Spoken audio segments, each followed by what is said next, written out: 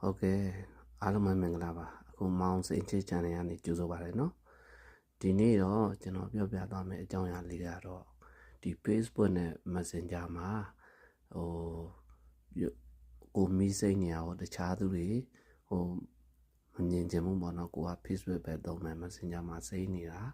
မလို့ချင်ဘူးဆိုလို့ရှိရင်ကျွန်တော်ကဘာလုပ်မလဲဆိုလို့ရှိရင်ကျွန်တော်ရဲ့ active ဒီ update status လေးကိုကျွန်တော်ဘာလုပ်ထားမလဲပိတ်ထားမယ်ပေါ့နော်ဟုတ်ကဲ့အဲ့လိုဒီ Facebook နဲ့ Messenger မှာဒီ update status လေးကိုဒီပိတ်ထားတဲ့နည်းလမ်းလေးကိုကျွန်တော်အခုပြောပြပေးသွားပါမယ်အားလုံးပဲဗီဒီယိုလေးအဆုံးထိကိုကြည့်ပေးကြပါနော်ဟုတ်ကဲ့ကျွန်တော်အားဆိုရင် Messenger ကိုဝင်ပါမယ် Messenger တွေကနေပြီးတော့ကျွန်တော်ဒီမှာ menu ဆိုတဲ့ဒီအောက်ဆုံးက menu ဆိုတာလေးကိုတစ်ချက်နှိပ်မယ်နှိပ်ပြီးရင်ကျွန်တော်က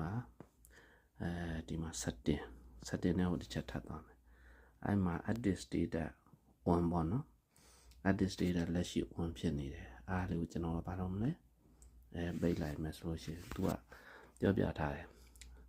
under unchanged ဆိုတာကကိုလက်ရှိတော့ကျွန်တော်ကဒီဟာကိုမဖွင့်မချင်ပေါ့နော်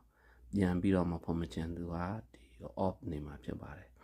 အောက်က for 1 hour ဆိုတာတနားကြီးကြာရင်သူ့အလိုလိုပြန်စိမ့်သွားမယ်နောက်တစ်ခုက for 8 hour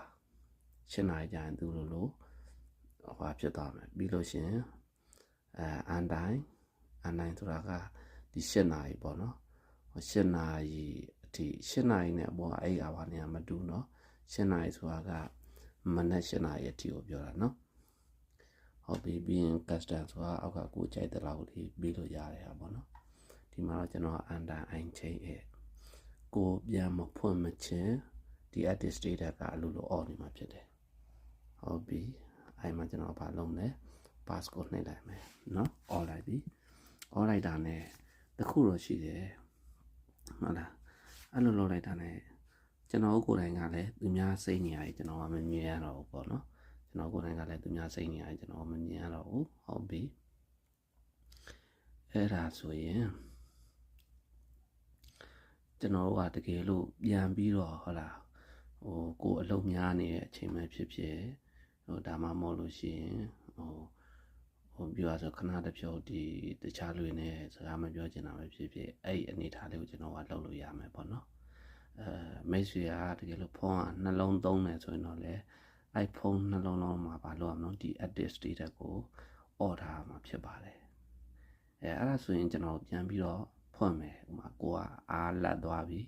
တခြားသူတွေနဲ့လည်းစကားပြောလို့ရပြီကိုနှုတ်ဆက်တဲ့လူတွေလည်းကိုကစာပြန်ကျင်တယ်ကိုစိတ်နေရလဲသူတို့ပြန်ပြီးတော့သိအောင်လို့ဆိုရင်တော့ကျွန်တော်ဘာလုပ်မလဲအဲ့ edit data လေးကိုပြန်ဖွင့်မယ်ဖွင့်တဲ့အခါလဲအဲ့လိုပဲ messenger ကိုကျွန်တော်ကနှိပ်မယ်နှိပ်ပြီးရင်ဒီမှာ menu ဆိုတာရှိတယ်ပြီးရင်ကျွန်တော်အောက်က setting ကိုဝင်မယ်အဲ့ setting တွေကနေမှာဘာလုပ်မလဲဒီ edit data order လေးကိုကျွန်တော်ကဘာလုပ်မလဲအဲ့တစ်ချက်ပြန်နှိပ်လိုက်မယ်အဲ့ဒါဆိုရင်တော့ဟာတခြားသူတွေစိတ်နေရလဲကျွန်တော်ကဘာလုပ်ရတော့မြင်သွားပြီပေါ့နော်ဟုတ်ပြီတည်ရလူများလည်းရှိပါတယ်တည်ရလူများကြော်သွားပေးပြီးတော့မတည်ရလူတွေအတွက်အထောက်အကူဖြစ်လိမ့်မယ်လို့ညွှန်လင့်ပါတယ်နော်အားလုံးကိုကျေးဇူးတင်ပါတယ်ခင်ဗျာ